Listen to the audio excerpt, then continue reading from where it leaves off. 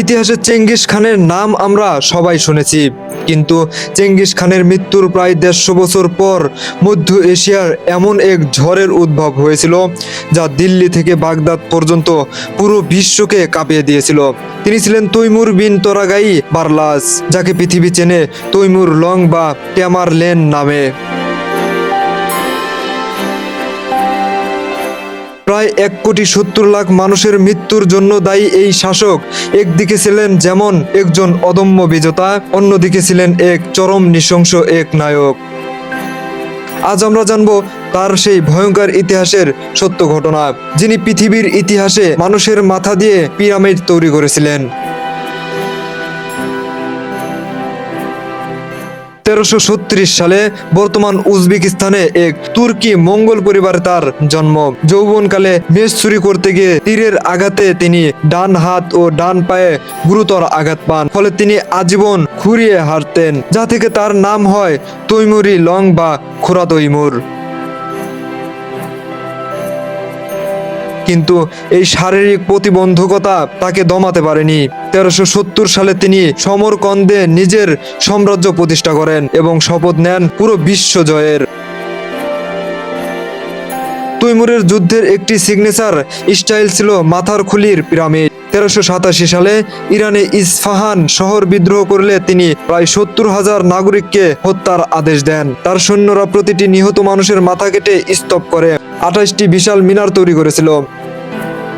এটি করা হতো যাতে পরবর্তী কোনো শহর তাকে বাধা দেওয়ার সাহস না পায়। কতটা নৃশংস আর কতটা ঘাতক শাসক ছিলেন এই তৈমুর। তিনি যতটা জঘন্য ছিলেন ততটাই বুদ্ধিমান ছিলেন। 1398 সালে তৈমুর ভারত আক্রমণ করেন। দিল্লির সুলতান যখন বিশাল হাতির বাহিনী নিয়ে তাকে বাধা দেন, তখন তৈমুর এক অদ্ভুত কৌশল খাটান। তিনি উটের পিঠে খড় বেঁধে আগুন লাগিয়ে দেন, যা দেখে হাতি আতঙ্কিত হয়ে নিজ বাহিনীকেই পিষে ফেলে। দিল্লি জয়ের পর তিনি একদিনে প্রায় 1 লক্ষ বন্দীকে হত্যার আদেশ দেন। ঐতিহাসিকদের মতে দিল্লির বাতাসে পচা লাশের গন্ধ এতটা ভয়াবহ ছিল যে সেখানে কয়েক মাস মানুষের বসবাস করা অসম্ভব হয়ে পড়েছিল।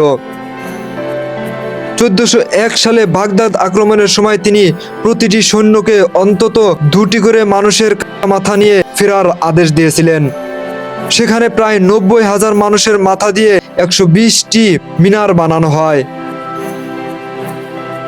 এর 1 বছর পর আঙ্কারার যুদ্ধে তিনি অটোমান সুলতান প্রথম বায়েজিদকে পরাজিত করেন এবং কিংবদন্তি অনুযায়ী সুলতানকে এক লোহার খাঁচায় বন্দী করে নিজের ভোজ সভায় প্রদর্শন হিসেবে রাখেন।